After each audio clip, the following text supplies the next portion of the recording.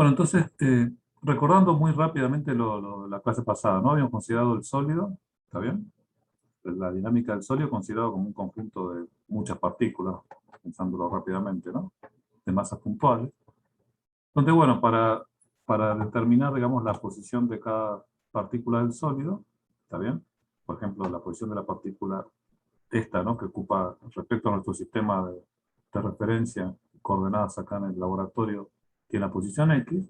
Bueno, la cuantificamos en términos, bueno, de la posición de un punto fijo del sólido, ¿está bien? Y después del vector posición de la partícula S en un sistema fijo al sólido, ¿no? Entonces, imagínense, cada partícula tiene un vector dado, ¿no? Individual propio, ¿está bien? En ese sistema S' fijo al sólido, ¿está bien? Bueno, entonces, esencialmente lo que habíamos visto es que si, bueno, en esas condiciones, si queremos describir la velocidad de un punto cualquiera del sólido, bueno, simplemente escribiendo que la posición X es la suma de esos dos vectores, X0 y X', bueno, y considerando, ¿no?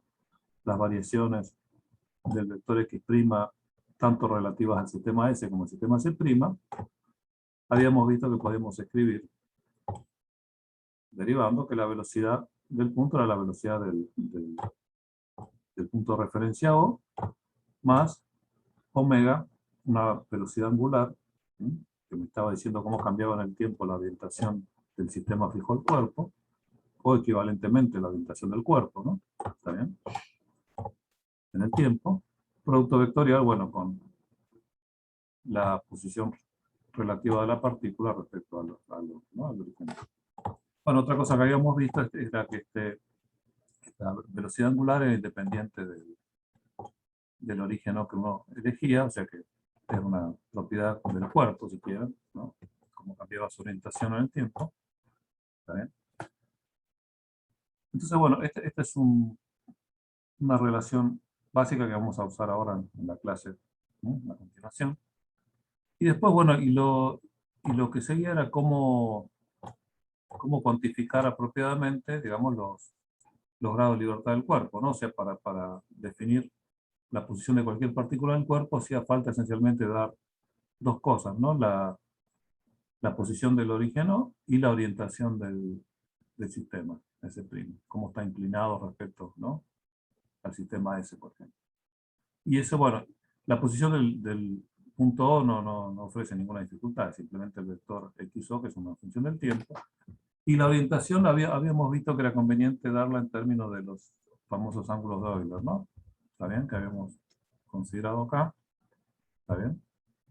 Que consistían esencialmente en tres giros apropiados que partiendo de la posición original, suponiendo que, digamos, que el sistema S' y S coincidían, después de tres giros podíamos llevarlo a una orientación arbitraria cualquiera, ¿no? Con esos tres ángulos nos podíamos determinar perfectamente cualquier orientación.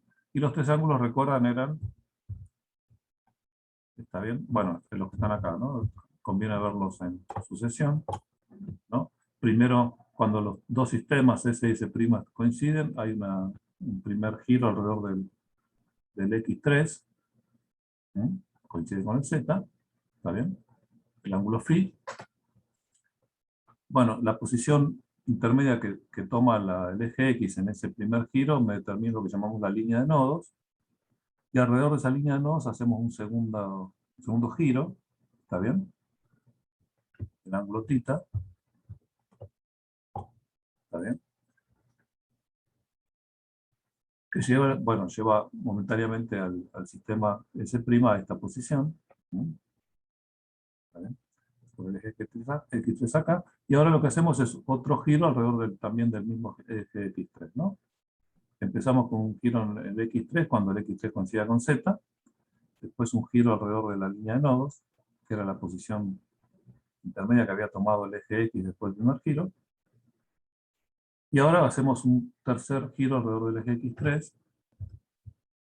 el ángulo psi, y bueno, llevamos entonces el sistema a la orientación arbitraria genérica. ¿Está bien? Bueno, no solo los ángulos nos sirven para determinar la orientación del cuerpo, o del sistema de ejes fijos al cuerpo, sino también me permite escribir la velocidad angular, el omega, ese que necesitamos para calcular las velocidades, ¿no? Esencialmente, bueno, porque fíjense, en esta situación genérica, cualquier variación de los ángulos, ya sea del phi, del θ o del psi, me genera, ¿no?, una rotación adicional, que entonces la variación de esa rotación en el tiempo, ¿eh?, está dada en términos de tres velocidades angulares, si quiero, ¿no? La velocidad angular correspondiente al ángulo este, el phi punto, que está en la dirección z, la velocidad angular correspondiente al ángulo θ, a la variación del ángulo θ, el θ punto, que está en la dirección de la línea de nodos, y la variación del psi punto, que está a lo largo del omega en la dirección del eje x3, ¿no? ¿Está bien? O sea, representado gráficamente, estas serían las tres componentes, en principio básicas, ¿no?, de la velocidad angular en términos de los ángulos. Que bueno, que si hacemos la proyección de ellas sobre ya sea sobre los ejes fijos al espacio, x y z,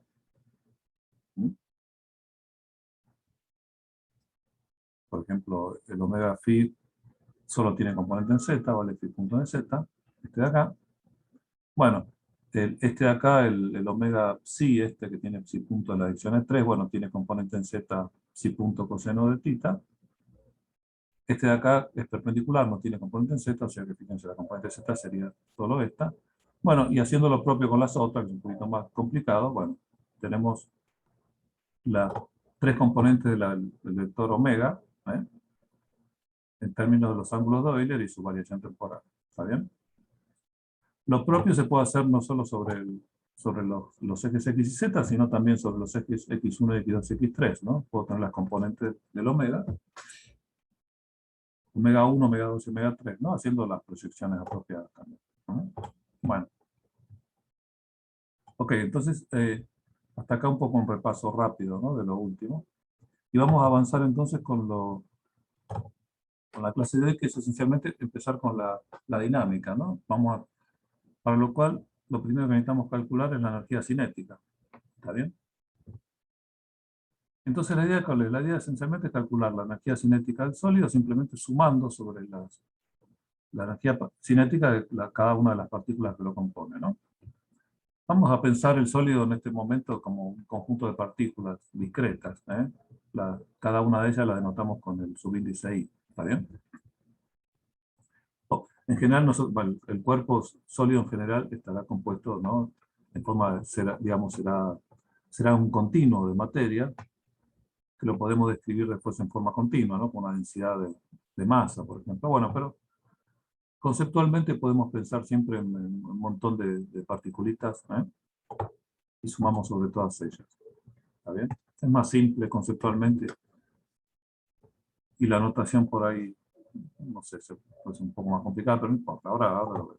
Entonces, bueno, la idea es esa, ¿no? Considerar BI es la velocidad como habíamos visto, ¿no?, en el repaso este.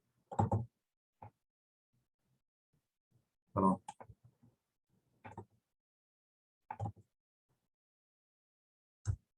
Acá, ¿no?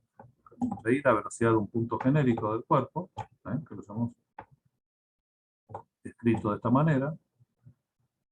Ahora le damos nombre a cada partícula, ¿no?, que está en la posición XY respecto al sistema S, ¿no? Respecto al sistema S, esta partícula la llamamos I y tiene la posición XY, instantánea, ¿no?, en ese momento. ¿Está bien? Bueno, entonces, esta será la velocidad en la forma genérica, veo la velocidad, por supuesto, del origen S, del sistema S' fijo al cuerpo. Entonces, la energía cinética, por supuesto, va a ser un problema de notación, la diferencia, ¿no?, XY menos XO, o sea, el vector posición de la partícula relativa al origen O, la llamamos RI, ¿eh? La notación. Es lo que llamaríamos X'I, ¿no?, antes, pero es más conveniente de usar esta notación, ¿eh? ¿Está bien? ¿Está claro? Entonces, bueno, obviamente para calcular la velocidad, la energía cinética necesitamos calcular el módulo de la velocidad al cuadrado, o sea, el vector B, producto escalar consigo mismo, y bueno, hacemos eso, ¿no? Este es el BI, producto escalar con BI, la distribución del producto este, se la suma, ¿no? Entonces, bueno, obviamente esta quedaría la expresión de la velocidad al cuadrado, ¿no? Del módulo de la velocidad al cuadrado de la partícula I, que es la velocidad, ¿no? Al cuadrado del origen. Aparece este término acá, que es el producto escalar, ¿no? Omega que se raíz consigo mismo, bueno, y acá el producto, el doble producto, ¿no? Cruzado. ¿Está bien? Bueno, entonces ahora hacemos un poquito de álgebra con estas cuestiones de acá. ¿Está bien? Por ejemplo, esto, digamos que es un producto mixto, este del medio, que está acá. Bueno, producto mixto, ¿no? Escalar y vectorial. Bueno, usamos la conmutatividad. ¿Eh? Si conmutamos los tres factores, el B0, el omega y el R lo conmutamos, el producto da lo mismo, ¿no? Entonces, por ejemplo, si el RI lo pasamos para acá, el B0 para acá y el omega para acá, nos queda esta expresión así. ¿Eh? Bueno, con este de acá podemos hacer lo mismo, ¿no? Si lo escribimos como lo que es, digamos, el producto escalar del vector este consigo mismo, ¿está bien? Fíjense que podemos considerar, digamos, todo esto es un producto triple, ¿no? De este objeto, este vector, con estos dos. Entonces, bueno, hacemos lo mismo, pasamos el RI para afuera, este lo pasamos para acá y el omega para acá. ¿Eh? Entonces, simplemente una manera de reacomodar estas expresiones. ¿Está bien? ¿Ok? Bueno, fíjense que acá nos queda, después de este reacomodamiento de acá, del producto triple este, nos quedan el producto de esto vectorial, ¿eh? Doble. Y acá podemos usar la identidad vectorial esta, ¿no? ¿Ok? La famosa, las vacas y los caballos, ¿no? Este triple producto lo podemos escribir así. Entonces, bueno, lo usamos acá. ¿Está bien? Bueno, primero escribimos esto para la forma de la identidad, es que el vector A se hace el producto vectorial de lo que previamente había sido el producto vectorial de B y C, ¿no? ¿Está bien? Entonces, bueno, así como está. Entonces, para escribirlo así, simplemente lo damos vuelta. Esto pues, no, conmutamos y por supuesto cambia el signo. ¿Está bien? Entonces, bueno, ahora identificamos este como A, este como B y este como C, y aplicamos la identidad, y nos queda esencialmente esto, ¿no? ¿Eh? El A por C, el omega por el RI, que es este, el signo menos por acá, y el A por B, el omega por el omega, que es el omega cuadrado, ¿no? Entonces, bueno, ¿vale? Bueno, con todo esto, fíjense, ahora este término de acá, este de acá, que era RI, producto escalar con y este de acá del medio lo escribimos así. Ahora nos falta multiplicar escalarmente por el RI, esto de acá. Fíjense, nos queda el módulo de RI cuadrado, acá. Y acá nos queda omega RI, o sea, omega RI al cuadrado, ¿no? Fíjense una manera apropiada de escribir este término acá. ¿Está bien? Bueno, un poquito de vueltas para esto. Bueno, ahora sí, escribimos la energía cinética. Juntamos todo lo que tenemos. La energía cinética sumada sobre todas las partículas del cuerpo. Recordando, ¿no? Que el medio al cuadrado tenía esto término acá. Este de acá que lo reescribimos dándolo vuelta esencialmente, ¿no? El producto mixto, conmutándolo.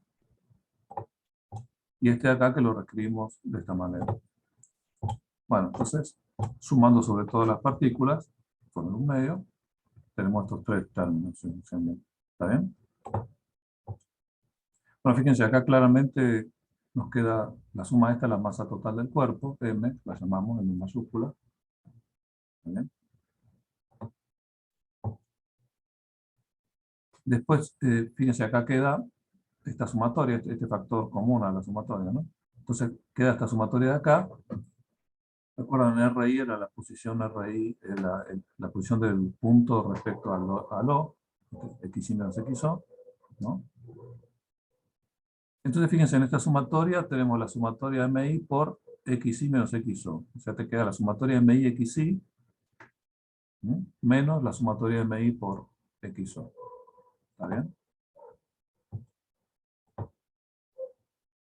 Pero bueno, la sumatoria de MI por XI, que está acá, fíjense, esto me define el centro de masa, ¿no? Si sumo las masas, cada masa multiplicada por la posición, ¿está bien? Me da la posición del centro de masa multiplicada por la masa total, ¿no? La definición del centro de masa, ¿está bien? O sea que esto acá es M por centro de masa. Y la sumatoria de MI multiplicada por XO es simplemente la masa por XO, ¿no? Entonces el término este de acá del medio, esta sumatoria de acá, me da esto de acá, M por el centro de masa menos XO. ¿Eh? Todavía escalarmente con esto. Bueno, y este de acá por ahora lo queda de esta manera. Entonces fíjense, tenemos la energía cinética expresada en general de esta forma. ¿Está bien? Bueno, ahora vamos a mirar un poquito el término este de acá abajo, ¿no?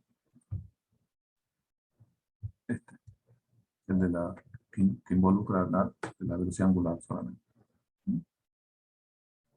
Entonces, bueno, para eso vamos a considerar un poquito lo que vimos hace un ratito, ¿no? Las componentes del omega, el vector omega, y también, bueno, del vector RI, sus componentes en los ejes del sistema fijo al cuerpo, ¿no? El X1, X2 y X3.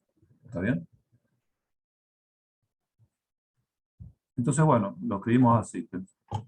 El omega, ¿no? Con sus tres componentes y lo mismo con el vector posición de la partícula. Fíjense, estas son las componentes, ¿no? Del vector posición de la partícula en el sistema mismo fijo al cuerpo. ¿Está bien? Fíjense, estas tres componentes no cambian en el tiempo, digamos, están justamente por la definición de sólido, ¿no? Son las posiciones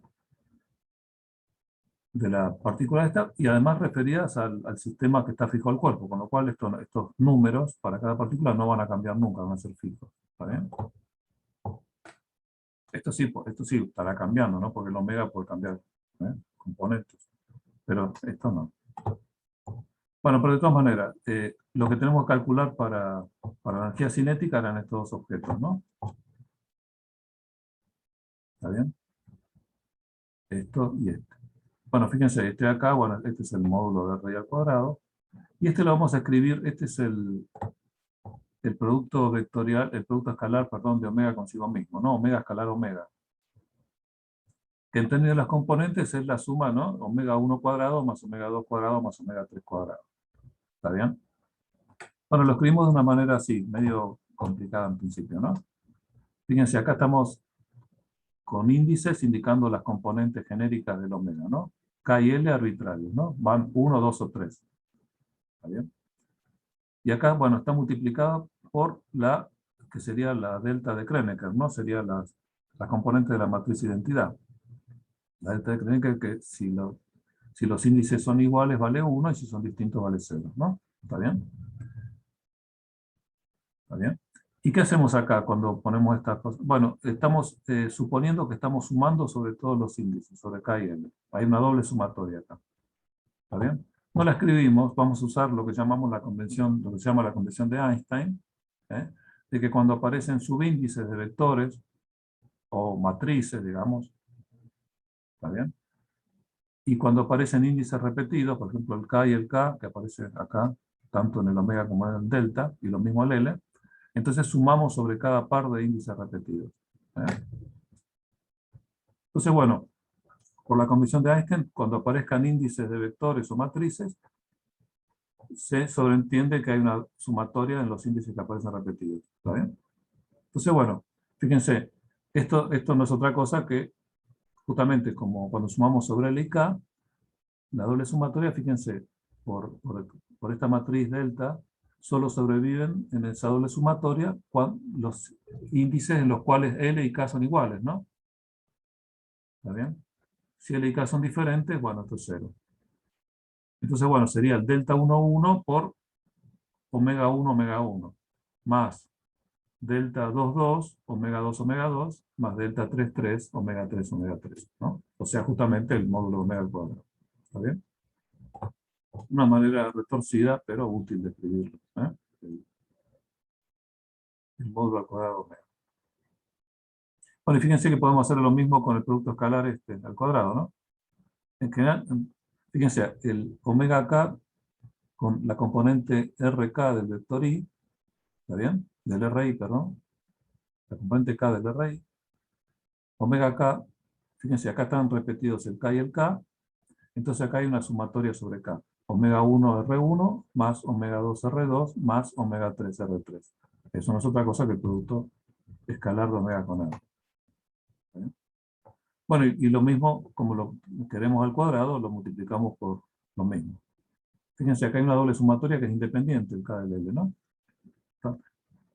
En esta doble sumatoria están sumados todos los productos cruzados, ¿eh? ¿Está bien?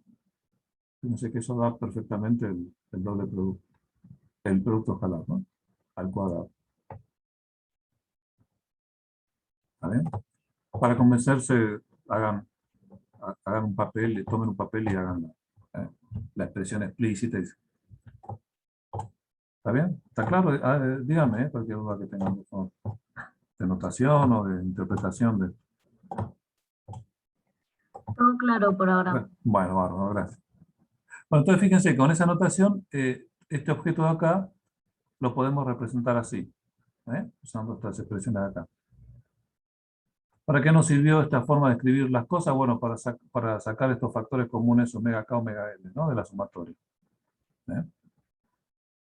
Y nos quedan, dentro de la sumatoria, nos quedan, fíjense, objetos que digamos, que corresponden solamente al sólido, ¿no? La posición de cada partícula en sus componentes, ¿no? Además, relativas al sistema fijo al sólido y la masa de cada partícula. O sea, este objeto de acá, esta sumatoria de acá, es un objeto que una vez que lo determino para el cuerpo, digamos, ya está fijo, digamos, no va a cambiar más. ¿Eh? Fíjense, como decíamos antes, estamos hablando de componentes de cada posición de la posición de cada partícula, pero referidas al sistema fijo al cuerpo, con lo cual son números que no cambian. Por supuesto, la masa tampoco, ¿no? Entonces, bueno, este objeto de acá es un objeto que una vez que lo calcule ya lo tengo para siempre, ¿no? Para cada cuerpo. Bueno, este objeto además tiene, fíjense, digamos, matricialmente tiene dos índices, ¿no? ¿Está bien? Lo puedo considerar una matriz. ¿Está bien? Bueno, más generalmente es lo que llamamos un tensor. Es un objeto que tiene dos índices, que bueno, lo podemos considerar como una matriz, no hay por ahora ninguna ventaja en saber que es un tensor o no, pero después, esencialmente es una matriz, ¿está bien? Que bueno, la definimos de una, es la matriz esta, matriz o tensor de inercia, que tiene en cuenta la inercia, ¿no? La masa y la distribución relativa de la masa, ¿no? Fíjense, este RI siempre está referido a la posición de la partícula, referido al origen O. O sea que este tensor está definido para cada uno de los orígenes que uno toma, ¿no? ¿Está bien? Orígenes y además no solo el origen, sino la orientación del cuerpo, ¿no? Del cuerpo, perdón, la orientación del sistema fijo al cuerpo, el S', ¿no?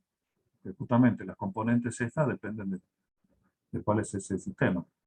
Entonces, bueno, en principio, estas serían las componentes, si quieren, del tensor de inercia, correspondientes, bueno, al origen O y a la particular orientación del sistema fijo al cuerpo, ¿no? Obviamente, ¿no? Los índices estos dependen de cómo está la orientación del cuerpo, ¿no? Perdón, siempre digo lo mismo. La orientación del sistema fijo al cuerpo. ¿Está bien? Si elijo otro Una sistema pregunta. distinto, sí, decime. ¿Tiene alguna propiedad distinta, o sea, matemáticamente el tensor que la matriz, o usando todas las propiedades que sabemos de matrices estamos bien? No, con todas las propiedades de matrices como funciona bien, sí.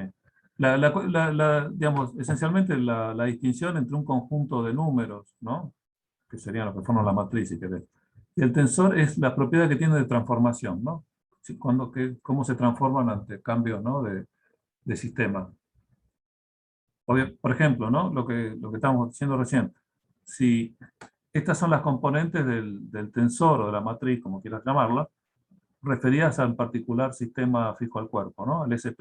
Ahora, si yo cambio ese S' o uso otro distinto, fijo al cuerpo también, pero diferente, bueno, van a cambiar estas componentes. ¿Está bien? Bueno, ¿cómo cambian esas componentes? Depende de que esto sea un tensor o no. ¿Está bien? De hecho, lo que nosotros llamamos matrices, y lo que hemos estado considerando en la clase pasada, ¿no? La matriz de rotación y eso, en realidad las matrices de rotación son una transformación de una matriz, de las componentes de una matriz, ¿está bien? Nos sirven para calcular la transformación de las componentes de una matriz referida a un sistema de ejes, cuando hago un cambio, ¿no? Una rotación, digamos. Cuando el sistema de ejes pasa de tener una orientación a ser rotada. Entonces cambian también las componentes de la matriz. ¿Está bien? Bueno, las matrices de rotación que habíamos visto las habíamos usado para ver cómo cambiaban las componentes de vectores, ¿no? ¿Está bien?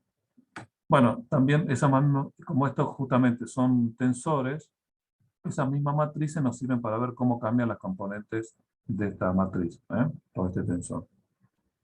¿Está bien? O sea, lo que determina esencialmente que esto sea un tensor es que sus propiedades de transformación. Se transforma justamente, es como si esta matriz que tiene dos índices se transforma como si fuera el producto de dos vectores, ¿no? Como se transformarían, si yo transformara los vectores con la matriz de rotación, digamos, las componentes, ¿no? de los vectores a través de una rotación, ¿está bien? De igual manera se transformarían las componentes de esta matriz. Imagínense que yo me fabrico una matriz cuyas componentes son la componente de un vector por la componente de otro vector. No sé, me defino una matriz I, llamémosla igual que esta, IKL, cuyas componentes K y L son la componente K del vector A, digamos, y la componente L del vector B. ¿Está bien? Así por definición. Entonces, bueno, ¿cómo será esa matriz cuando yo ahora uso otro sistema de coordenadas en lugar del que había usado para las componentes A, y B, ¿no? Las componentes de A y B, del vector A y el vector B. ¿Cómo cambiaría eso? Bueno, usando la matriz de rotación puedo calcular cómo son las nuevas componentes, ¿no? De la prima K y la prima L. ¿Está bien? En el nuevo sistema de coordenadas. Bueno, entonces la nueva matriz va a ser diferente. Va a tener otras componentes que van a ser la prima K para la prima L. ¿Está bien? Entonces, fíjense, esa matriz se transformó como se transforma el producto de dos vectores. Ese producto así que yo definí como cada componente de uno por cada componente de la otra, que me forma una matriz, se llama un producto tensorial de los vectores. A diferencia del producto escalar o del producto vectorial, el escalar me da un escalar, el producto vectorial me da un vector y el producto tensorial me da un tensor, ¿no? Esos vectores. Bueno, fíjense, esa propiedad de transformación de esos dos vectores me definió cómo se transformaba la matriz esa. Bueno, lo que es un tensor es aquel objeto así que tiene también dos índices como una matriz, que se transforma exactamente igual que la matriz producto tensorial de dos vectores. ¿Está bien? Entonces, bueno, esta matriz, en realidad es un tensor porque se transforma así. ¿Ok? Perfecto, gracias. Básicamente esa. Entonces, bueno,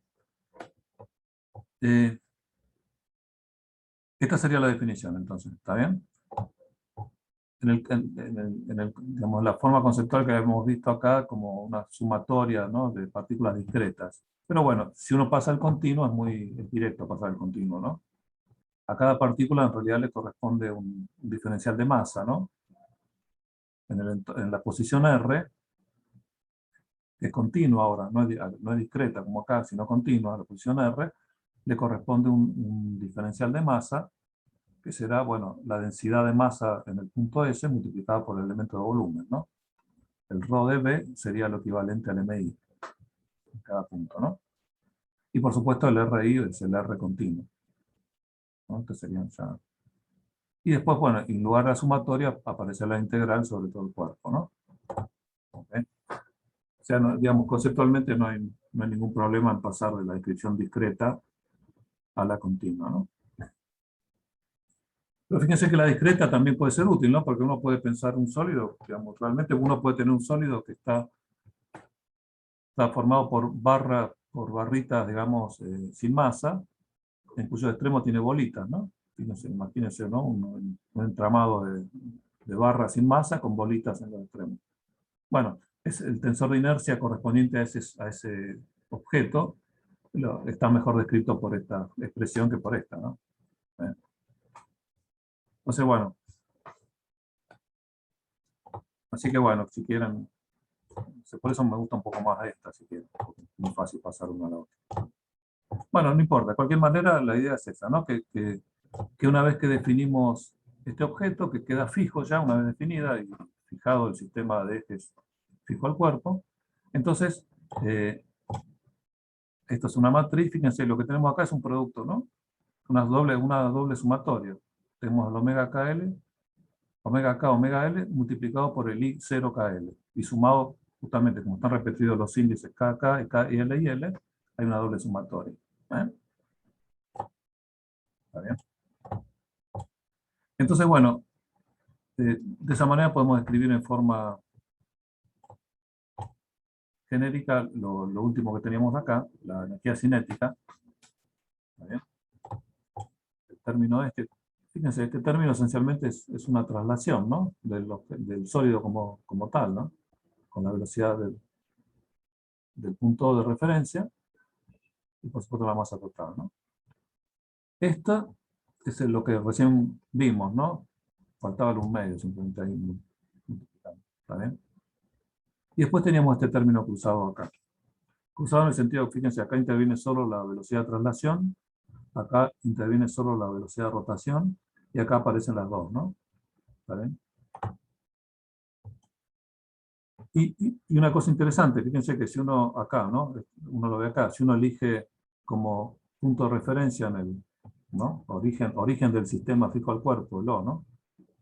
Usa el centro de masa, fíjense que eso me da cero, ¿no?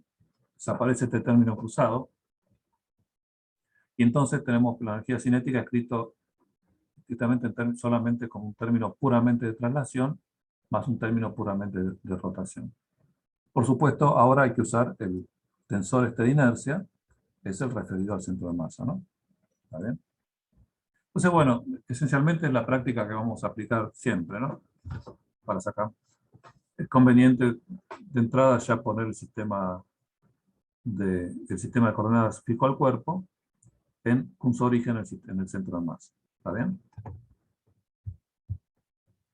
¿Está bien?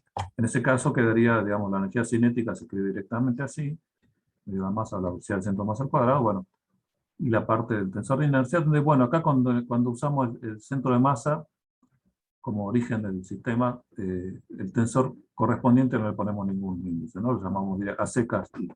Ya se sobreentiende cuando uno tiene supraíndices que indicando el origen que ya es el centro de masa. ¿Está bien?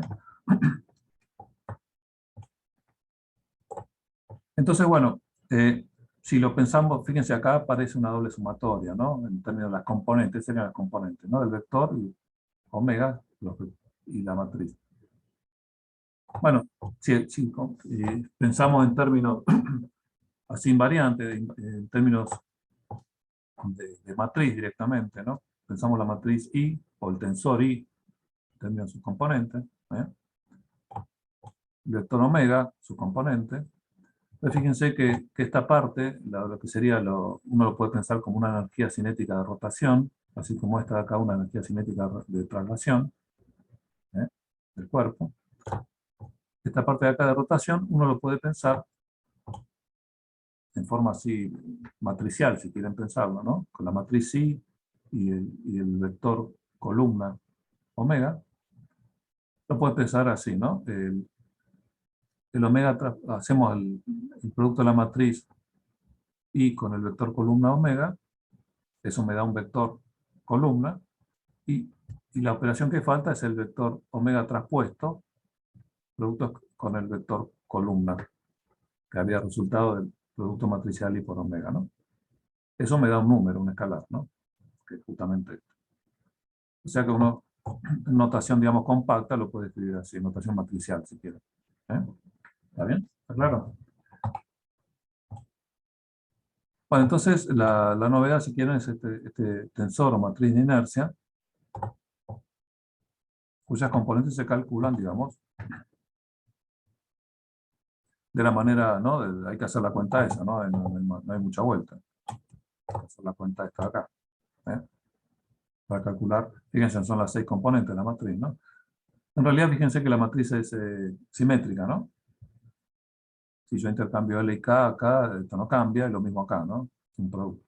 Así que IKL es igual a ILK, es simétrica. ¿Está bien? Entonces, bueno, en realidad son 6, hay que calcular 6 componentes, ¿no? Pero bueno, no importa, eso es. Bueno, fíjense, el tensor de inercia lo habíamos calculado en principio respecto de un origen no genérico o respecto al centro de masa, que era más conveniente, ¿no? Entonces imagínense que uno lo tiene calculado respecto al centro de masa,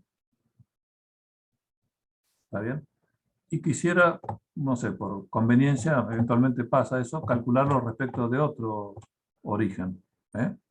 Imaginemos que en lugar de usar el sistema de coordenadas fijo del cuerpo con origen en O, en el centro de masa lo queremos usar con origen en otro punto. No le cambiamos la orientación, simplemente lo trasladamos digamos, sin inclinarlo, lo trasladamos a una posición distinta del centro de masa del sistema de referencia. ¿Está bien? Supongamos que lo trasladamos en un vector A. ¿Está bien?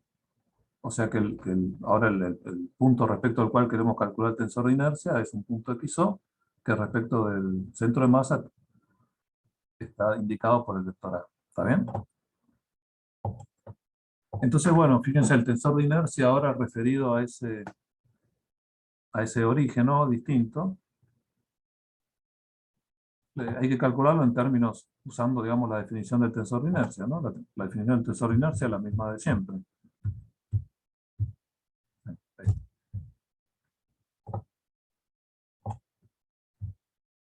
Está acá, ¿no? Si lo calculamos respecto a D, bueno, hay que usar las posiciones de cada partícula referidas al origen O. ¿Está bien?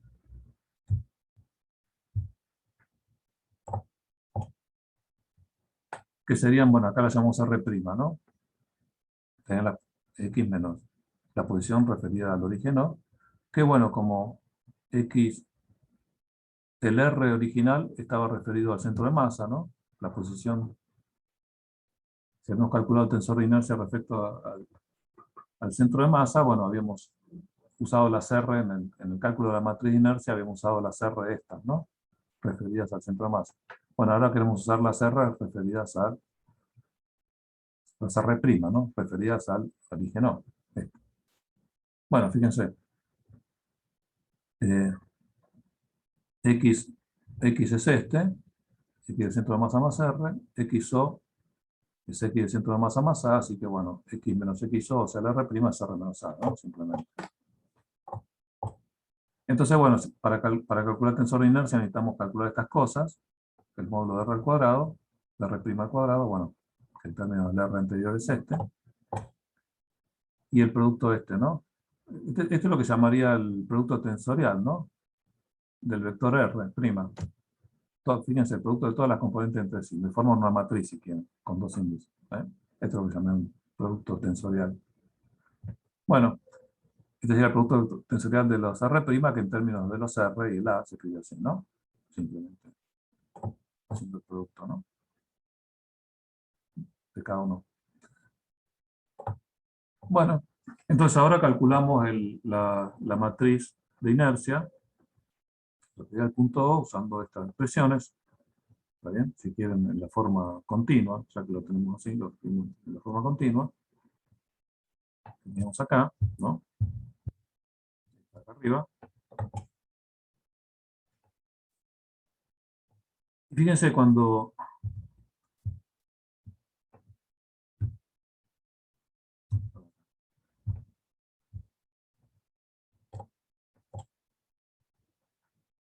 como el R original era las posiciones de las partículas referidas al centro de masa, ¿eh? Fíjense que se cumple esta condición, que la integral de ρ por R para todo el cuerpo da 0. ¿Eh? ¿Por qué? Bueno, fíjense, está claro, ¿no? Porque es eso, no. Fíjense, el R sería el X menos el X del centro de masa, ¿no? Y lo multiplico por la masa de cada, pensémoslo como partículas, ¿no? Lo multiplico por la masa de cada partícula y sumo para todas ellas. O sea, multiplico ¿qué cosa? La diferencia X menos X del centro de masa la multiplico por la masa y sumo. Fíjense, la suma de la masa por los X me da la masa total por el X del centro de masa, menos la suma de las masas por el X del centro de masa, que me da lo mismo, ¿no? ¿Está bien? Ya da 0.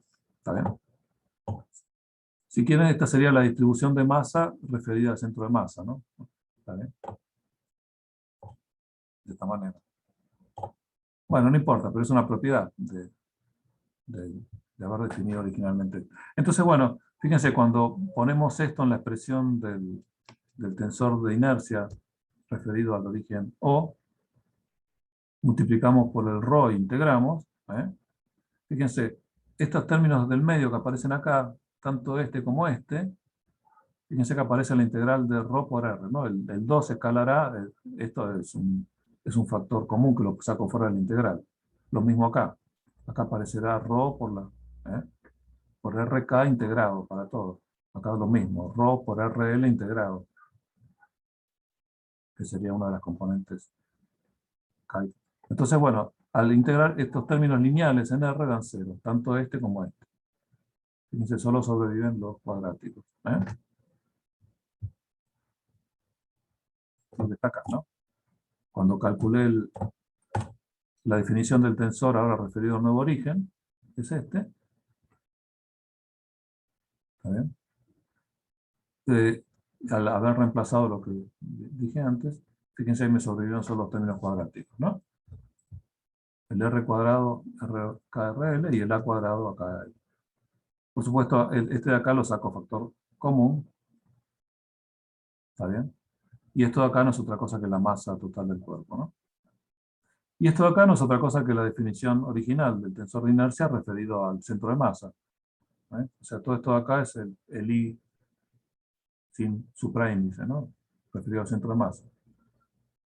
Entonces, fíjense que es muy simple calcular, una vez que uno tiene el tensor referido al centro de masa, es muy simple calcularlo respecto a un punto cualquiera, ¿no? A un punto cualquiera que está determinado por un vector A relativo al centro de masa. ¿Está bien? Es lo que se llama, bueno, que ustedes lo han visto, ¿no? Fijamos el teorema de Steiner, que probablemente lo vieron en el caso plano, ¿no? Sí, pero bueno, acá lo tienen en el caso genérico, tridimensional. ¿Está bien? Una pregunta. Sí, dale, sí.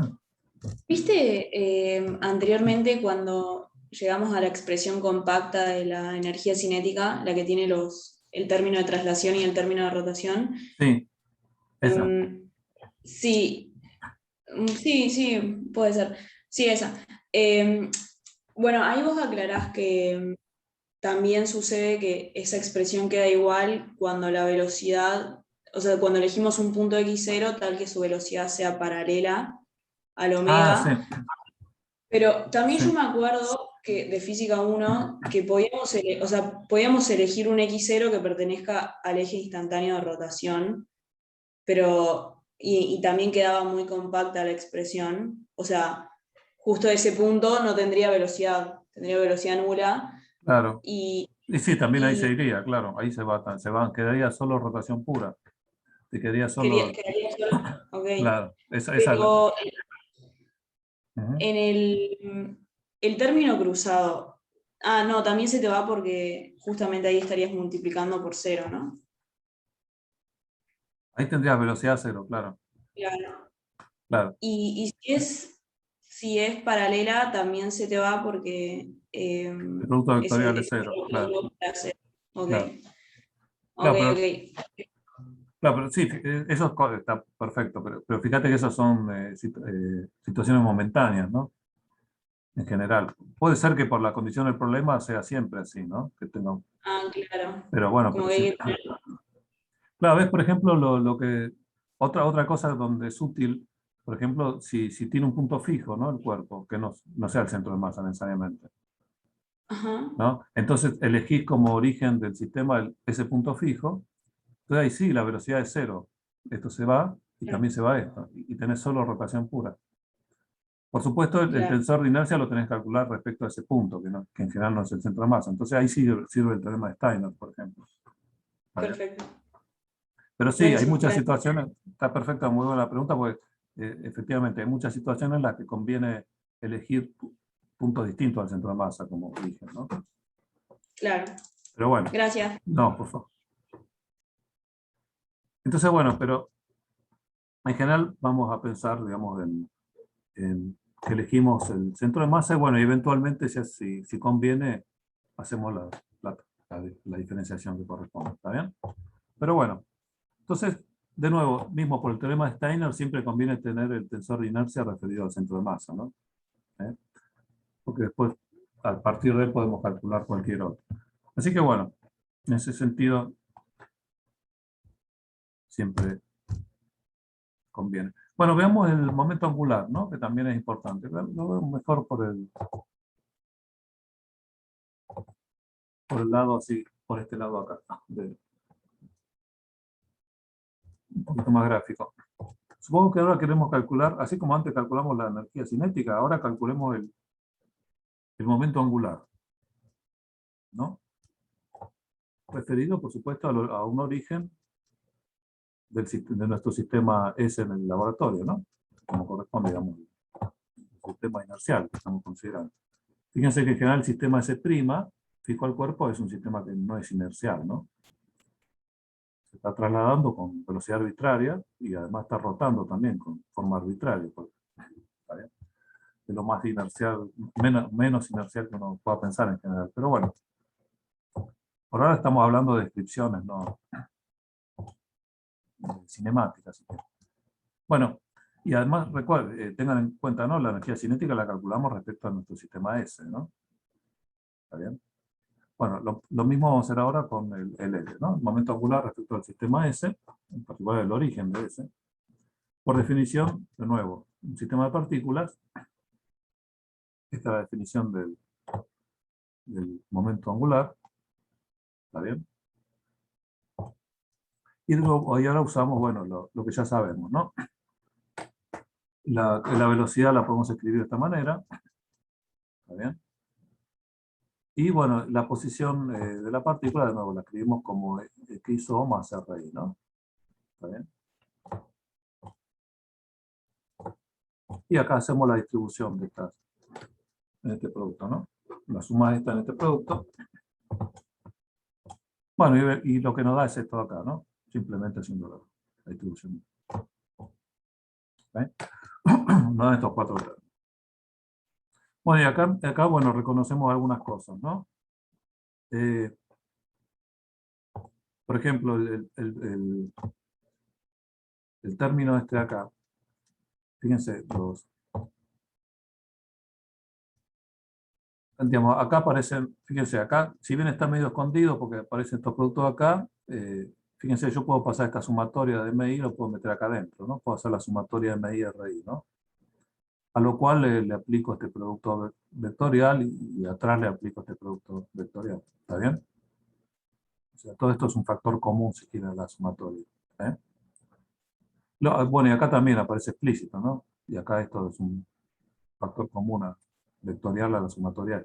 Entonces fíjense que la suma, acá aparecen dos veces, tanto acá como acá aparece esta sumatoria MI y RI, que de nuevo, como RI es esto por definición, Bueno, y M y la sumatoria de MI x y es la masa total por la posición del centro de masa. Y la sumatoria de MI obviamente es M. Lo podemos escribir así, ¿no? O sea, estas sumatorias se pueden hacer fácil, son estas de acá. ¿Está bien? Tanto esta como esta. Bueno, esta de acá es todavía más simple. Esta es la masa total, ¿no? No hay ningún problema con eso. Es un factor común a la sumatoria.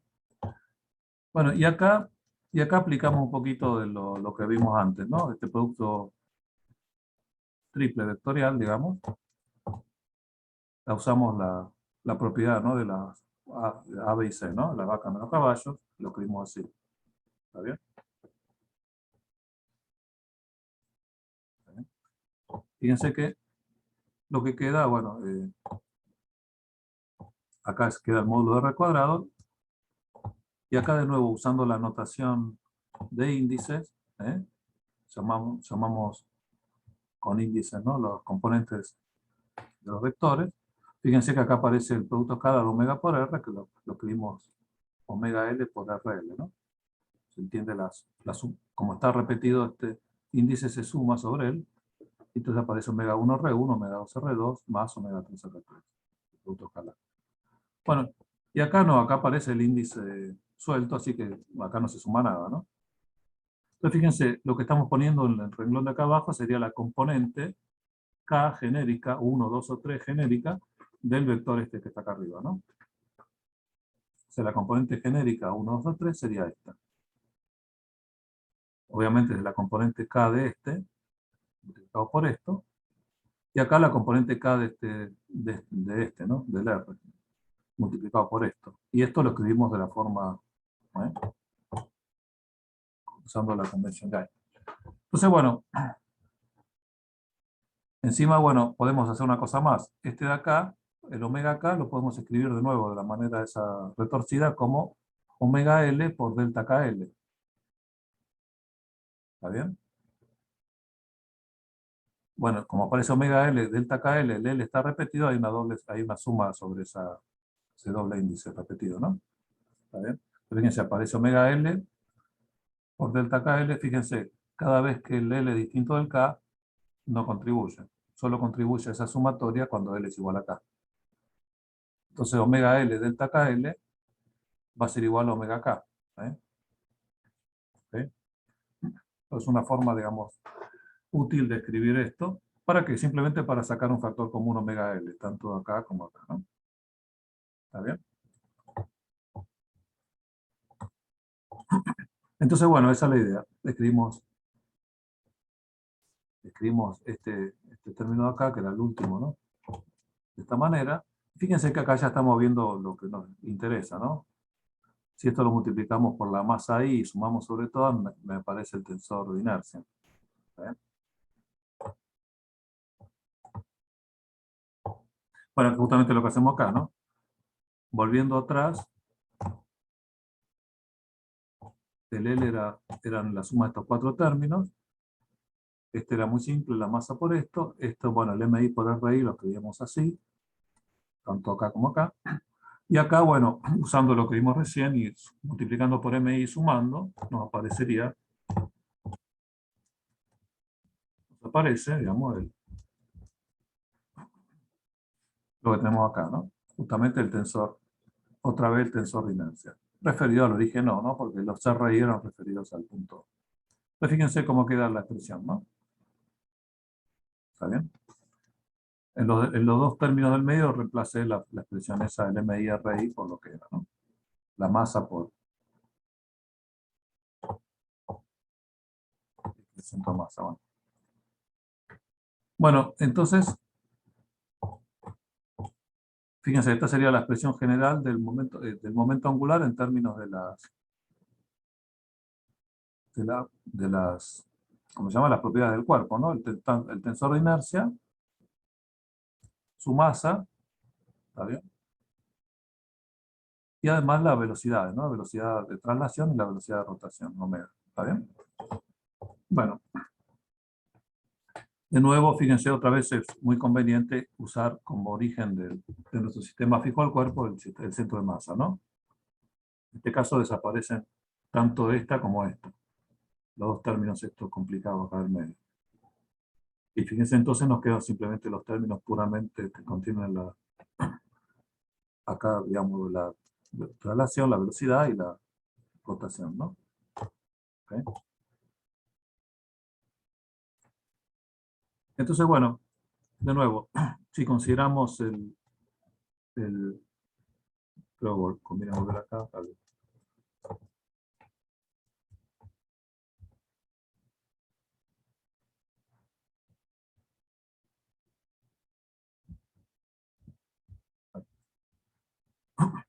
Si consideramos, digamos,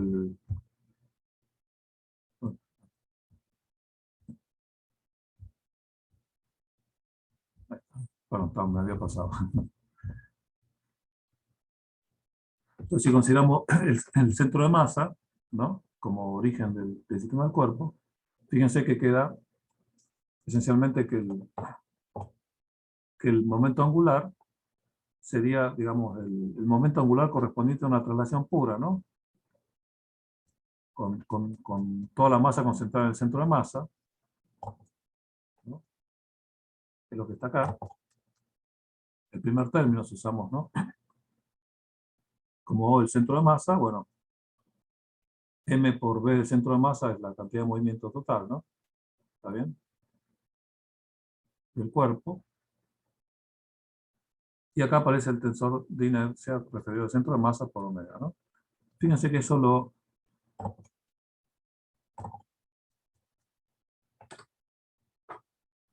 es lo que llamamos, digamos,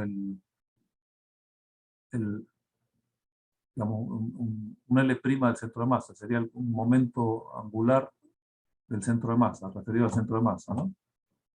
Fíjense, este sería lo que quedó, ¿no?, lo que calculamos recién. ¿Eh?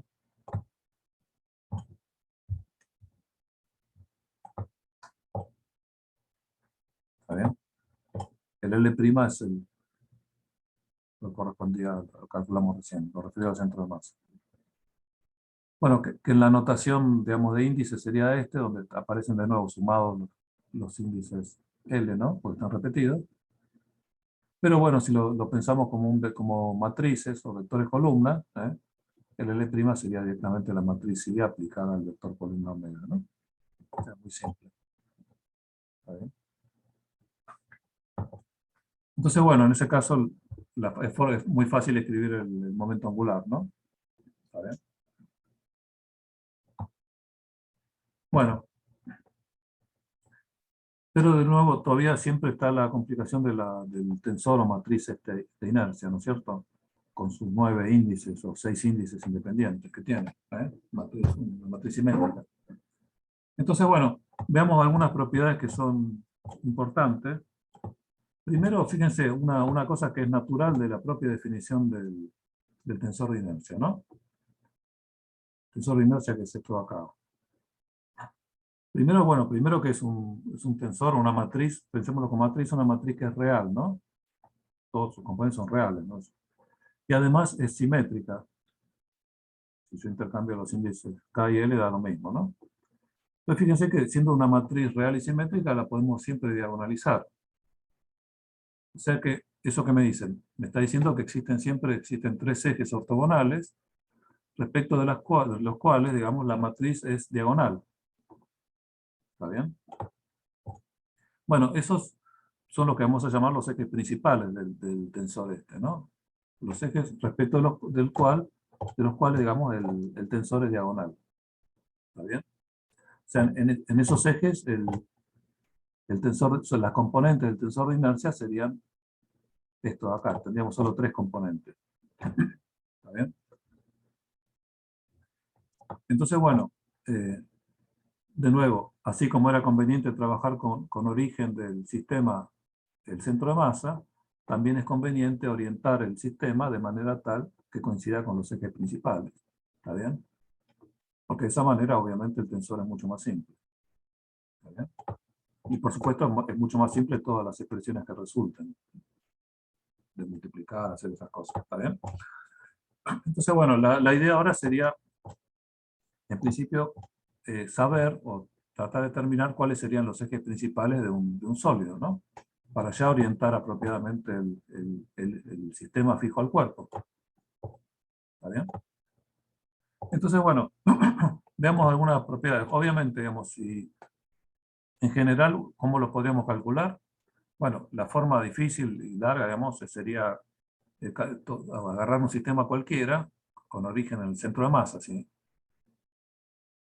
Y calcular el tensor de inercia, hacer la cuenta. Eso en general no le voy a pegar a los ejes, después entonces me dará un tensor que no será diagonal, pero de nuevo lo puedo diagonalizar, ¿no? Con todas las operaciones que ya sé hacer. Lo diagonalizo, bueno, y a la vez que lo diagonalizo, obtengo la matriz de rotación que me cambia, ¿no? Que me transforma, que me gira los ejes, ¿no es cierto? ¿Eh? La matriz esa que era usando, ¿no? los vectores, los autovectores, ¿no? Que los poníamos en columnas formando una matriz, eso nos da una matriz de transformación, ¿no? Recuerdan todo eso que me transformaba la matriz de su forma original a la forma diagonal. ¿Está bien? Bueno, entonces, de eso podría ver cuál es la matriz de rotación, justamente que me transforma el sistema de ejes que elegí arbitrariamente en el sistema de ejes principales. ¿Está bien? Pero bueno, esa es la forma que uno en general no usa, más complicada. Salvo, bueno, que no tenga más remedio, ¿no? Pero en general, digamos, hay algunas propiedades que nos dan indicación, digamos, de cómo son los ejes principales, o cuáles son los ejes principales, ¿está bien? Entonces, bueno, veamos esto, ¿no? Acá hay una representación de un cuerpo bastante, digamos, amorfo, digamos, no tiene ninguna particularidad, salvo que es simétrico, la distribución de masa es simétrica respecto a un plano. Vemos, ¿no? El plano pensamos horizontal, que pasa por este punto O, es un plano de simetría. Quiere decir que por cada elemento, cada masa MI que aparece acá, aparece una en la posición simétrica, opuesta, igual, exactamente igual. O sea que la distribución de masa es totalmente simétrica respecto del plano. Si bien no hay otra simetría aparente, ¿no? Solo, ¿está bien? ¿Está claro? Bueno, fíjense entonces qué pasa si yo tomo, digamos, el origen O lo tomo en el plano, ¿está bien? Y tomo un eje perpendicular, llamémoslo X3, perpendicular al plano ese. ¿Está bien?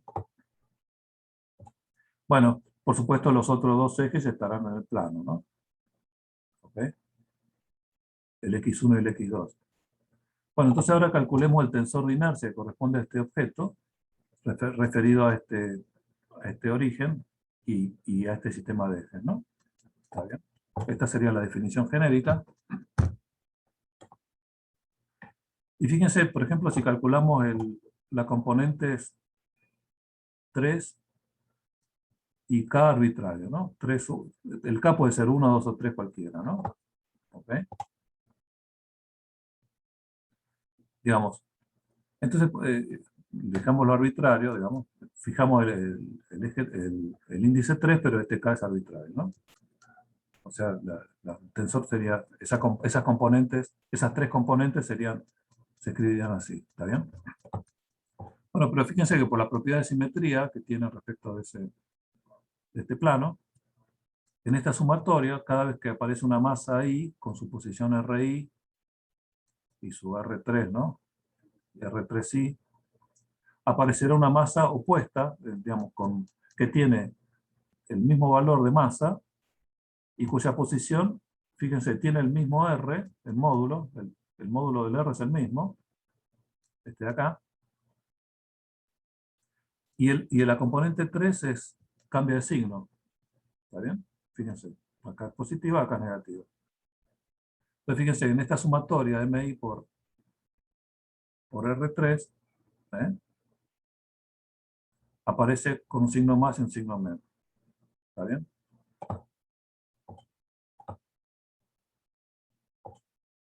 O sea que en general se cumple esto, ¿no? La sumatoria. Pero guarda, eso se cumple solo si el K es distinto de 3, ¿no? Porque, bueno, obviamente, si fuera 3, acá aparecería el 3 al cuadrado, así que no, la propiedad de que cambió de signo, esto no me sirve para nada. ¿Está bien? Cuando es distinta, fíjense, la componente K serían componentes sobre el plano, componente 1 o 2. Pero fíjense que las dos partículas que son simétricas tienen exactamente las mismas componentes 1 y 2, ¿no? Sobre el plano. Solo cambia la componente 3 y cambia de signo. ¿Está bien? Entonces, bueno, justamente cuando este K es distinto de 3, esta sumatoria da 0. ¿Está bien?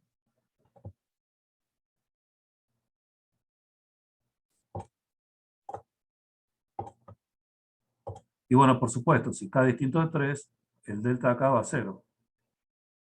Entonces, fíjense, cuando K es distinto de 3, todo esto da 0. ¿Eh? ¿Está claro eso? Entonces, bueno, obviamente, quiere decir que todas las componentes 3K con K distinto de 0 son 0. O sea que el tensor, digamos, en este particular sistema de ejes, y con origen ahí en el plano, fíjense que es de esta forma. O sea que ya lo tenemos medio diagonalizado, a medio diagonalizar, digamos, ¿no? Esto me está diciendo ya que el eje 3 es un eje principal. Fíjense que para diagonalizar el tensor solo me falta diagonalizar la submatriz esta de acá. Y para eso lo que tengo que hacer esencialmente es simplemente girar las componentes 1 y 2, ¿no? O sea, pero el eje 3 lo dejo fijo.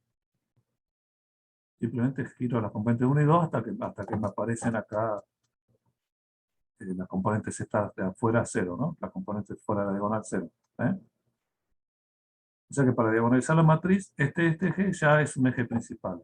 Ahora solo me falta diagonalizar la parte, con las componentes sobre este plano. ¿Está bien? O sea, bueno, fíjense que esto me ayuda inmediatamente a identificar un eje principal. Siempre que tenga un plano de simetría donde la distribución de masa sea simétrica respecto a un plano, un eje perpendicular a ese plano es un eje principal. Y por supuesto, los otros dos ejes van a estar contenidos en el plano. Una vez que yo diagonalice esto de acá, simplemente, como dije recién, no habré rotado los ejes 1 y 2 acá, pero esos ejes 1 y 2, que van a ser principales ahora, una vez que esto sea diagonal, van a estar contenidos en el plano. O sea que, bueno, identificamos un eje principal, y bueno, y sabemos que los otros dos están en el plano de simetría. Fíjense que esto no depende de que haya tomado este origen. Eso vale para cualquier origen, ¿no? Que esté en el plano. Y para cualquier eje que sea perpendicular al plano, ¿no? Por ejemplo, si en lugar de O hubiera usado O', con el eje X3, ahora X3', digamos, fíjense que se aplica exactamente lo mismo, ¿no? ¿Eh? Vale todo lo que deduje antes, vale lo mismo. O sea que cualquier eje perpendicular es un eje de inercia, ¿no? ¿Está bien? Así que bueno, eso es importante. Entonces fíjense que esto también me termina en casos donde tenemos más simetrías todavía. Imaginemos ahora que tenemos una simetría, el cuerpo, la distribución de masa en realidad del cuerpo, tiene simetría de rotación. ¿Eh? O sea, es simétrico, digamos, respecto a un eje, la distribución de masa. ¿Está bien? O sea que si yo lo giro el cuerpo alrededor de este eje, siempre tengo lo mismo, ¿no? ¿Está bien? Fíjense que eso instantáneamente me dice que no, que digamos, si yo tomo cualquier plano que pase por ese eje, la distribución de masa de un lado y del otro es simétrica, ¿no? ¿Está bien? Se cumple lo que habíamos visto acá arriba. Entonces quiere decir que un eje perpendicular a ese plano es un eje principal. ¿Está bien? Pero ¿qué pasa? Fíjese cómo la distribución de masa, ¿no? Alrededor de ese plano. Justamente como el cuerpo tiene simetría de revolución alrededor de este eje, cualquier plano que yo tome, como está haciendo tratado acá de representar acá, ¿no? Cualquier plano que yo tome que contenga el eje, va siempre a partir del cuerpo en dos partes iguales, simétricas, y además son las mismas siempre, la distribución de masa a un lado y el otro es la misma. O sea que cualquier eje perpendicular al plano es un eje principal, y siempre va a dar el mismo, digamos, si calculo las componentes del tensor va a dar lo mismo. ¿Está bien? Esto quiere decir que en ese caso cualquier eje perpendicular al eje de simetría es un eje principal. ¿Está bien? Entonces, esto me está diciendo claramente que dos de los ejes principales van a estar en un plano perpendicular al eje de simetría. ¿Está bien?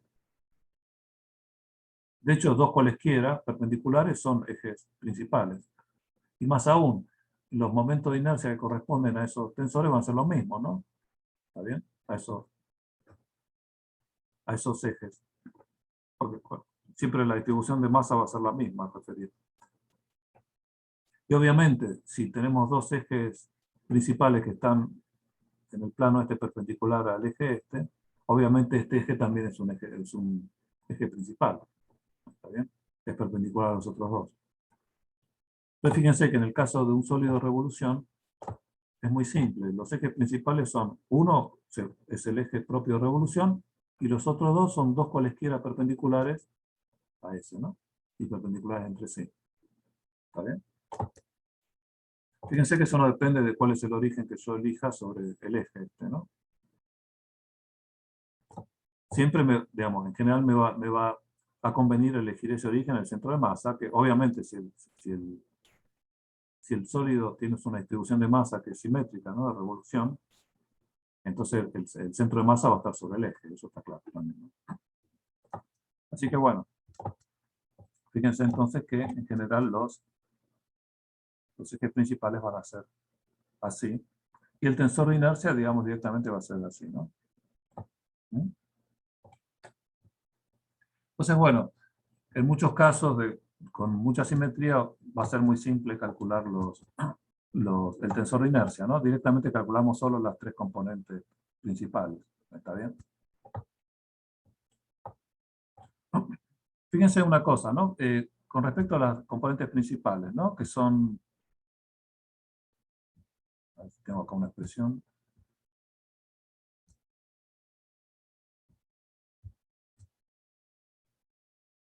No, no, pero bueno.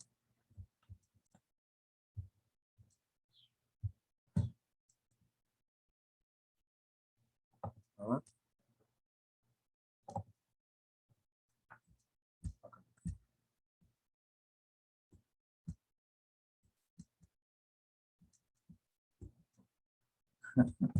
Perdón, pensé que la tenía acá la expresión.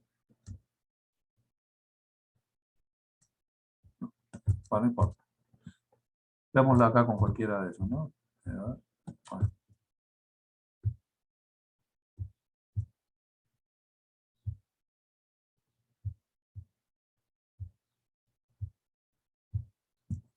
Vamos con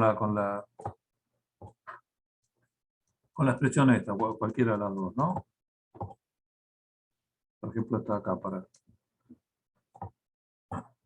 Fíjense, pensemos en cualquiera, en las componentes diagonales, ¿no? Las que serían las únicas que sobrevivirían en el caso de usemos ejes principales. Por ejemplo, el 1, 1, I 1, 1. O sea, L y K igual 1. Fíjense, acá aparece, acá sería un 1, sería componente 1, 1 que vale 1, y acá sería R1 al cuadrado. Entonces fíjense lo que queda acá en este corchete. Queda el módulo de R al cuadrado, o sea, R1 cuadrado más R2 cuadrado más R3 cuadrado, menos R1 cuadrado. O sea, lo que queda es R2 cuadrado más R3 cuadrado. Queda directamente la suma, ¿está bien?, de las componentes que son perpendiculares a la componente que estoy viendo, ¿no? La I11 aparece ρ por R2 cuadrado más R3 cuadrado. Y eso, fíjense que es la distancia al cuadrado de cada elemento de masa, la distancia al cuadrado, que es la distancia al eje, ¿no? Al eje 1. ¿Está bien? R2 cuadrado más R3 cuadrado es la distancia al eje al cuadrado.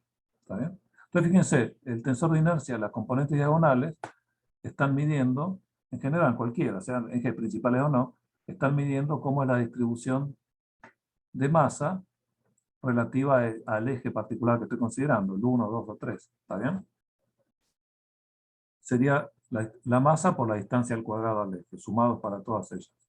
¿Está bien? Y simplemente eso. Entonces, bueno, eso... Y bueno, por supuesto, en el caso que los ejes sean ejes principales, solo son los únicos que sobreviven, ¿no? ¿Está bien? Entonces, fíjense que los ejes principales, el tensor referido a los ejes principales me está dando eso, esencialmente. Cómo está distribuida la masa alrededor de cada uno de los ejes, ¿no? ¿Está bien? Cuantificando esa distribución en términos de la masa y la distancia al eje al cuadrado. Lo cual, bueno, eso es más o menos intuitivo, ¿no? Y bueno, ya conocido la física 1. Veamos entonces, por ejemplo, usando un poquito lo que habíamos visto recién, algunas expresiones de tensores de inercia, ¿no?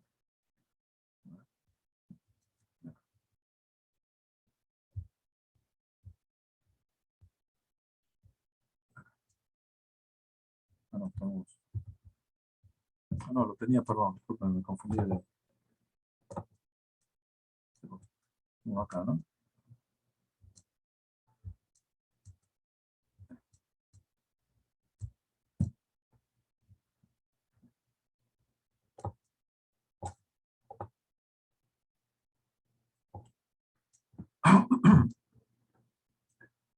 Bueno, por ejemplo, ¿no? Si uno tiene una varilla muy finita, ¿está bien? Obviamente uno puede pensar eso como un sólido de revolución, ¿está bien? Entonces, bueno, claramente el eje a lo largo de la varilla es un eje principal y dos ejes perpendiculares son ejes principales también, ¿no? Bueno, y un poco por lo que vimos recién, ¿no? Si, por ejemplo, la componente 3 me está diciendo cómo está distribuida la masa alrededor del eje 3, ¿no? En términos de la distancia al cuadrado de la masa sumado para todas ellas. Pero bueno, imagínense, si la varilla es muy finita, la distancia de la masa al eje 3, que es el eje de la varilla, es 0, ¿no? Entonces, bueno, el componente 3 del tensor de inercia será 0. En cambio, las otras dos componentes me dicen cómo están distribuidas la masa de la varilla, digamos, respecto al eje 1 o 2, que de nuevo, como es de revolución, vale lo mismo, ¿no? La componente esa. ¿Eh? Bueno, y si uno se la cuenta, da esto, ¿no? ml cuadrado, L es la longitud. Estamos siempre hablando, ¿no? Referido al centro de masa, ¿no? Y pensamos además que la distribución de masa es homogénea, ¿no? Para que el centro de masa esté en el centro de la varilla. Bueno, lo mismo si uno tiene un disco delgado, ¿está bien? De radio R, y tomamos el eje 3 perpendicular al plano del disco, bueno, el momento de inercia 3 es este, y bueno, y los otros dos son estos, ¿no? Claramente estos dos están en el plano del disco, ¿no? Los ejes estos. Bueno, bueno, la extensión de las anteriores es un cilindro, ¿no? De longitud L. ¿Está bien? Y de nuevo, bueno, si tomamos, ¿no? El eje 3 siempre coincidiendo con el eje de revolución, estas son las expresiones, ¿no? Genéricas. O sea que bueno, son cosas que se han más o menos calculado. El de la esfera, bueno, es el más simple, ¿no? Fíjense, obviamente la esfera, cualquier plano que pasa, ¿no? Que corta la esfera en dos es un plano de simetría, de la distribución de masa, y cualquier eje perpendicular a ese es un eje principal. Entonces fíjense que cualquiera tres ejes son ejes principales, ¿no? Y además eh, los valores de sus momentos valen lo mismo, ¿no? La distribución de masa es la misma respecto a cualquiera de esos ejes, que es el famoso 2/5 de r cuadrado, ¿no? Bueno, ¿y qué pasa imaginemos un paralelepípedo, ¿no? Que es un poquito lo que está dibujado acá, pero que no estaba para este, ¿no? ¿Cómo es el...? Bueno, de nuevo, claramente, ¿no? Si, obviamente, si consideramos que la distribución de masa es homogénea, ¿está bien? Fíjense que claramente si tomo cualquier plano que corte al paralelepípedo en dos, es un plano de simetría para la distribución de masa, entonces cualquier eje perpendicular a ese plano es un eje principal. ¿Está bien? Entonces, bueno, claramente, si tomo un plano que lo corta por acá, el eje X1 es perpendicular, es un eje de simetría. Si tomo un plano que corta por acá, ¿no? El eje 2 es de simetría. Y si tomo un plano que corta por acá, por el medio, un plano horizontal, digamos, el eje 3 es de simetría, ¿no? Entonces, claramente esos son los tres ejes principales, ¿no? Por más que esto no tiene simetría de revolución, pero bueno, tiene simetría de reflexión, ¿no? Tiene tres, ¿no? Que me determinan los tres ejes. Entonces, bueno, si llamamos A, B y C, ¿no? A los anchos A, digamos, este acá,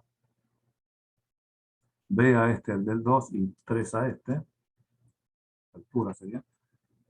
Entonces, bueno, estos serían los momentos, ¿no? De inercia.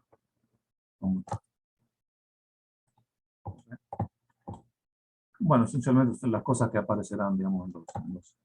Después, bueno, si tienen hay algunos más que son el elipsoide y un cono circular. Pero bueno, no importa. ¿No? Eso sí, si los quieren ver, los ven. Digamos, todo está bien. Entonces, ¿cuál es la idea de todo esto? Que hasta acá, esencialmente lo que vemos es que podemos, digamos, determinar todo lo que necesitamos, la energía cinética, por ejemplo, el momento angular, en términos de, bueno, de la traslación, la masa total, la posición del centro de masa, ¿no? Y la velocidad de traslación del centro de masa, y el momento de inercia. El tensor de inercia. ¿Está bien? En general calculado respecto al centro de masa y en particular, además, con la orientación apropiada para que los ejes sean los principales, ¿no? El tensor sea diagonal. ¿Está bien? Entonces, bueno, en términos de ese tensor, podemos calcular tanto la energía cinética como el momento angular. ¿Está bien? Bueno, fíjense que acá podemos empezar entonces lo que vemos, un poquito lo que está dicho acá, ¿no? Por ejemplo, ¿no? Con el momento angular, habíamos visto que teníamos que si efectivamente usamos como origen el centro de masa, ¿está bien? El momento angular lo podíamos calcular así, como una parte que era la que correspondería simplemente a la traslación del cuerpo con la velocidad del centro de masa, más una que correspondía a la rotación, ¿no? Que era lo que habíamos llamado en términos del tensor de inercia y omega, ¿no? ¿Está bien? ¿Recuerdan eso? Bueno, fíjense, esto es lo que se llama el momento orbital, ¿no? El momento que tiene respecto de un sistema de ejes, el origen de un sistema de eje fijo, simplemente por la traslación del cuerpo como un todo. Pero además también tiene una componente, fíjense, obviamente, el momento angular cambia. Imaginemos que el sólido esté quieto acá, fijo su centro de masa, pero rotando. Obviamente también las partículas están moviéndose respecto a este punto y tiene un momento angular también. ¿Está bien? Bueno, ese momento angular es lo que llamamos el momento angular de spin, o momento propio, ¿no? ¿Está bien? Uno lo piensa, bueno, que son términos de un planeta, ¿no? La Tierra alrededor del Sol, bueno, tiene un momento angular tanto orbital, por su traslación alrededor del Sol, como por su rotación sobre sí misma, ¿no? Un momento de spin. ¿Está bien? Los dos contribuyen al momento angular total. ¿Okay? Bueno, ¿para qué sirve eso? Bueno, fíjense, ahora podemos hacer un poquito de dinámica. No vamos a hacer la dinámica así en el sentido de Lagrange, pero sí vamos a hacer la dinámica en el sentido de la física 1, ¿no? De cómo evoluciona el momento angular si hay aplicado torques externos sobre el objeto, ¿no? Sobre el sistema de partículas, sobre lo sólido en este caso. ¿Está bien? Entonces, bueno, Veamos esto. Esta es la definición, ¿no? El momento angular que está calculado respecto al sistema S, su variación en el tiempo, también respecto al sistema S, será el torque de todas las fuerzas externas aplicadas al cuerpo. ¿Está bien? Bueno, entonces, si calculamos esto de acá, el L lo escribimos como la suma de la parte orbital más la parte de spin, o parte propia, no sé cómo quieran llamar. Bueno, simplemente esta sería la definición. Fíjense, esto es la variación, ¿no? Del momento angular respecto al sistema S, ¿no? Que es justamente donde estamos, el sistema inercial donde estamos calculando todo. ¿Está bien? De donde valen todas las leyes de Newton, donde vale esto. Bueno, fíjense qué pasa si el L' este está calculado, ¿no? De esta manera en general, pero además usamos los ejes principales, o sea, el tensor este diagonal. Fíjense que el producto entre esta matriz y este vector, entonces simplemente tiene estas tres componentes. Y 1 omega 1, y 2 omega 2, y 3 omega 3, ¿no? Fíjense, si este fuera diagonal, y este es el vector columna, ¿no? Lo que tenemos acá, que está escrito acá, en ejes principales, el producto matricial I por omega da el vector este, y 1 omega 1, y 2 omega 3, y 2 omega 2, y 3 omega 3, ¿no? Estas serían las tres componentes del L', en los ejes principales, ¿no? Entonces, bueno, fíjense que como vector quedaría de esta manera, ¿no? Y 1 omega 1 en I1, exacto. Bueno, eso por el lado de la expresión más simple. ¿Qué pasa ahora con la variación esta, ¿no? De L orbital de T.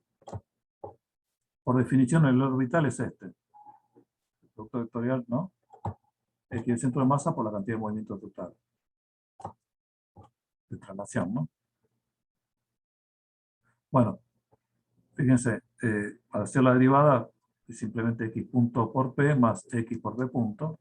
Pero bueno, X punto y P son paralelos, ¿no? O sea que su producto vectorial es 0. Y P punto no es otra cosa que la fuerza externa total actuando sobre el cuerpo. ¿Ok? Así como este era el torque, bueno, esta es la fuerza total. Entonces fíjense que la derivada esta de la parte orbital me da este producto vectorial, X de centro de masa por esto que... Y fíjense que esto no es otra cosa que el torque, ¿no? Que correspondería a las fuerzas externas si estuvieran aplicadas en el centro de masa, ¿no? Podrían no estar aplicadas en el centro de masa. ¿Eh? Así que no lo llamo el torque porque en realidad no es el torque propiamente. Es una expresión que obviamente tiene unidades de torque y forma de torque si quieren, ¿no? Pero bueno, que no necesariamente es el verdadero torque, porque la fuerza externa podría no estar aplicada en el centro de masa. ¿Okay? Entonces, bueno, no importa. Sea lo que sea, es esta presión de acá. Entonces, fíjense que si yo me fijo solo en cómo varía la parte de spin, la parte propia de esta, paso esto para el otro lado. Fíjense, esto de acá no es otra cosa que esto menos esto, o sea, el K externo menos eso que calculé recién. Esto de acá. ¿Okay? O sea, sería el torque externo al cual estoy restando el torque, este torque particular, que llamo K', digamos, a esa diferencia. Fíjense una cosa, que si la fuerza externa sí estuviera aplicada sobre el centro de masa, esto sí sería un torque verdadero, y le estaría restando, digamos, ¿cómo se dice? Le estaría restando al torque externo total. ¿Está bien? Imaginen, por ejemplo, si la fuerza fuera el peso, ¿no? en una gravedad uniforme, ¿no? Cerca de la Tierra, digamos. ¿Okay? Fíjense que en ese caso, digamos, este sería el torque generado por el peso. ¿Está bien? Bueno, este torque incluye eventualmente otras cosas, ¿no? Pero imaginemos que, por ejemplo, solo estuviera aplicado el peso sobre el cuerpo. ¿Eh? En ese caso, bueno, el torque externo sería exactamente este. esta fuerza externa sería el peso, y el torque externo sería exactamente lo mismo, o sea que esto haría 0. ¿Ok? Pero bueno, en general, digamos, la expresión será esta, que si, que si la fuerza externa no es solo el peso, bueno, en general no es 0 esto, ¿no? Pero bueno. Entonces, por ese lado tenemos eso. Primero que la variación de este momento angular, si quieren, propio de spin, está dada por este torque corregido, digamos, este capricho. ¿Está bien? Eso por un lado. Y por otro, fíjense, esta es la variación del momento angular propio de spin respecto al sistema inercial S. Bueno, fíjense que siempre, como ya sabemos, lo podemos escribir así. El vector este cambia por dos cosas, ya sea por el cambio del vector respecto al sistema fijo al cuerpo, más el cambio debido a que el cuerpo está rotando, digamos, ¿no? El sistema de eje está rotando. O sea, esta sería la expresión general. Bueno, ¿y cómo es esto de acá?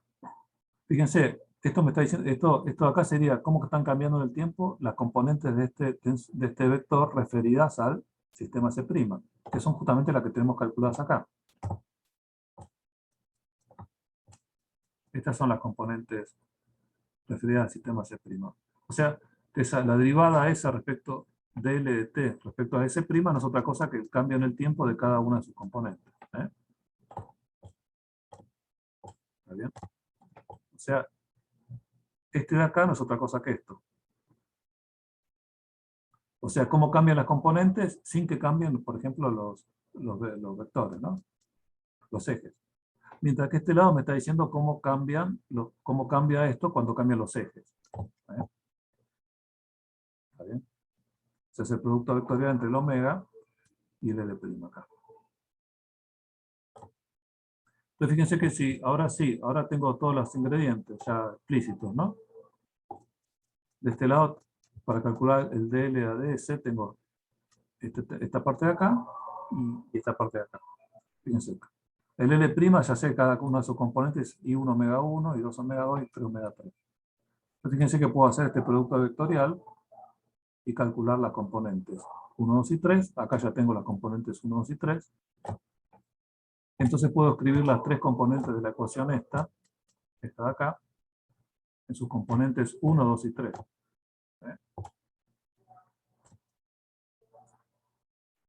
Fíjense, bueno, el L'1 ya sé que es I1 omega 1.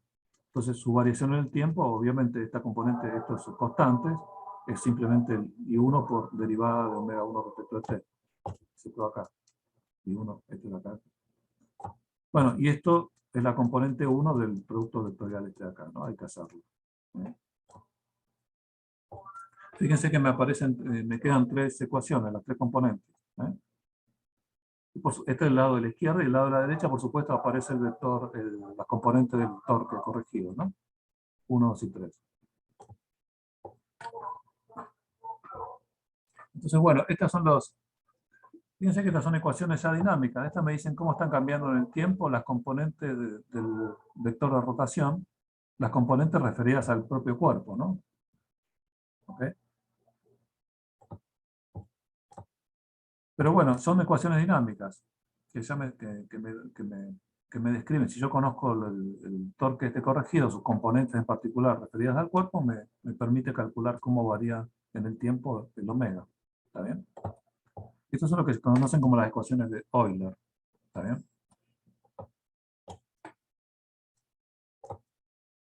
Y fíjense, por ejemplo, en el caso de un cuerpo cayendo libremente,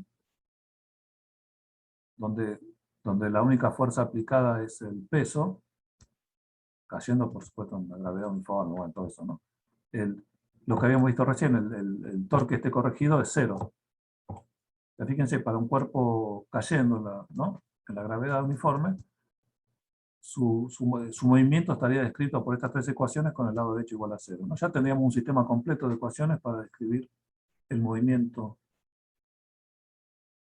digamos, el cambio de la orientación, ¿no? Porque el omega me está hablando cómo está cambiando la orientación de los ejes fijos al cuerpo en el tiempo, ¿no? Y acá tengo ecuaciones dinámicas para determinar ese omega.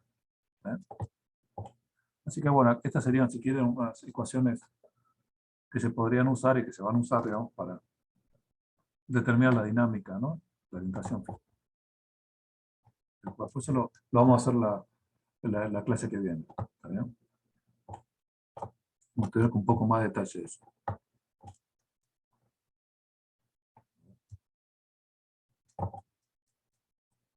Listo. Así que bueno. ¿Alguna duda, consulta con esto? ¿Inquietud?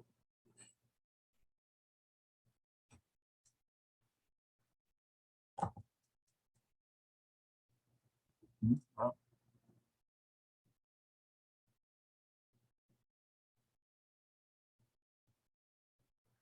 Bueno, ustedes estos temas ya habían visto en Física 1, por supuesto, ¿no? ¿Pero llegaron a ver casos tridimensionales o siempre movimientos planos? No, eran todos movimientos planos. Todos movimientos planos, no sé, está bien, ok. Sí, no, digo, está claro una cosa. Bueno, vamos a ver entonces la clase que viene un poquito más como la dinámica genérica así de movimientos en el espacio, ¿no? Más complicado. Así que bueno. Bueno, entonces veo que no hay duda, ¿no? Es bastante más o menos. Son temas más o menos que se visualizan bien, ¿no? Así que bueno, un poquito de práctica y nos vemos entonces la clase que viene. La clase, como le dije, la clase que viene seguimos con la dinámica. Ah, yo sigo grabando.